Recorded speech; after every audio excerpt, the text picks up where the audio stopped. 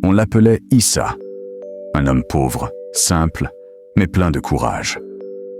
Il vivait avec Aminata, sa femme, et leur petit garçon, Malik, dans un petit village où chaque jour ressemblait à un combat. Les récoltes ne suffisaient non plus, le ventre criait famine. Alors, une nuit, assis devant le feu, Issa prit une décision et dit à sa femme : « Je pars, Aminata. Je trouverai du travail dans le pays voisin. Et quand je reviendrai, notre vie changera. » Les yeux pleins de larmes, Aminata hocha la tête. Quelques jours plus tard, Issa quitta sa terre, son fils, sa femme, avec pour seul bagage son espoir. De l'autre côté de la frontière, la vie n'était pas tendre. Il travailla sur les chantiers, sous le soleil brûlant. Chaque jour, il économisait. Chaque mois, il envoyait tout son salaire à Aminata, lui disant dans ses lettres : « Garde cet argent. Quand je reviendrai, nous ouvrirons un commerce. Nous n'aurons plus jamais faim. » Les années passèrent. 5 longues années. Issa était épuisé, mais heureux. Il avait tout envoyé.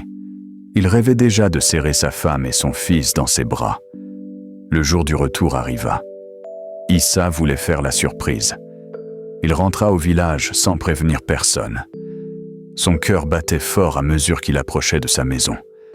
Mais lorsqu'il poussa la porte, il vit Aminata assise, un bébé de 6 mois dans les bras, qu'elle allaitait doucement. Le temps s'arrêta. Issa resta figé. Un goût amer monta dans sa gorge. Avant qu'il ne dise un mot, Jonas, le fils du vieux boutiquier, sortit de la chambre, torse nu, un pagne à moitié noué autour de la taille. Le monde d'Issa s'écroula. Il resta silencieux. Pas un cri, pas une insulte. Il regarda longuement sa femme, celle pour qui il avait tout sacrifié.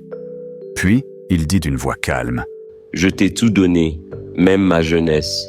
Et toi, tu m'as tout repris, même ma paix. » Il posa sa valise, tourna les talons et marcha vers la route poussiéreuse.